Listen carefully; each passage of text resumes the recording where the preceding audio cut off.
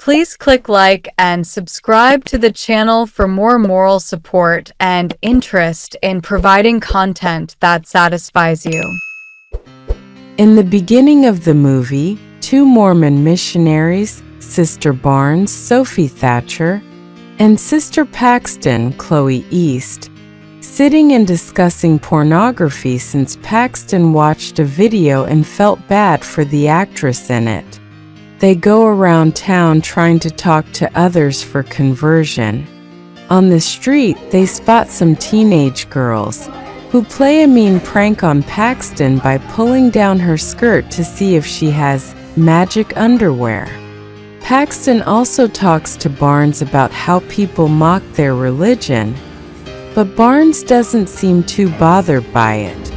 As it starts to rain heavily, the ladies arrive at the home of an Englishman named Mr. Reed, Hugh Grant. They start to discuss their business with him and he invites them inside. They only agree when he says that his wife is in the house, as another woman must be present for them to enter. Reed tells them that his wife is baking a blueberry pie. Reed sits the girls down and chats with them on subjects such as religion, as he has done his own study on Mormonism and owns a copy of the Book of Mormon by Joseph Smith. Other topics discussed include how Sister Barnes's father passed away from ALS, and how they specifically do not discuss Taco Bell. The discussion grows quietly tense when Reed makes a comment about Barnes's father, as well as the nature of their religion, before he exits the room. Barnes then looks down at the candle that Reed placed on the table, which is the source of the blueberry pie smell. Barnes and Paxton get uncomfortable and try to find a quiet way to leave the house as they deduce that there is no Mrs. Reed. The front door ends up locked, and they have no signal to call for help. They start to make their way toward the back of the house, only to find Reed in his study, which contains an extensive library. While they try to politely excuse themselves, Reed tells them there are two doors through which they can exit, marking one with belief and the other with disbelief. Reed then appears to pull out something sinister, only for it to be an original version of the Monopoly board game.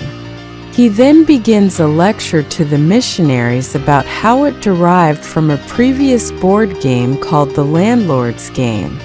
Reed also applies this to the song "The Air That I Breathe" by the Hollies, which Barnes and Paxton have claimed to not have heard before that night.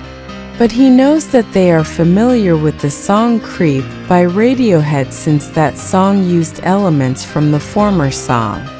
This is all to establish Reed's belief that all the world's religions are flawed and derived from the one true religion. He gives the missionaries another chance to go through the doors, based on their actual beliefs in God. Barnes argues against Reed's claims before she and Paxton go through the belief door. The door leads Barnes and Paxton down into an underground dungeon with no way out. Reed then talks to the ladies through a speaker as a decrepit old woman, referred to as a prophet, L. Young, walks in holding a messy blueberry pie. Reed informs Barnes and Paxton that they are about to witness a miracle. He says that the pie has been poisoned, and that the woman will be resurrected moments later. Elder Kennedy, Topher Grace, of the Mormon Church has noticed that Barnes and Paxton never signed themselves back in, so he goes out to the houses that they would have visited to ask around for them. When he arrives at Reed's house, Barnes and Paxton try to get his attention by screaming and then by getting some matches to try and start a fire, but Kennedy leaves before they can do anything. Not long after, The ladies notice that the prophet has seemingly been resurrected, as she begins muttering a description of the afterlife. Reed comes down to the dungeon to boast about the miracle, and that he is offering to sacrifice one of them and bring them back. But Barnes says she knows that this was no miracle. She tells Reed why she and Paxton don't talk about Taco Bell, which is because Barnes was clinically dead after an E. coli infection, and her near-death experience was similar to what the prophet was describing.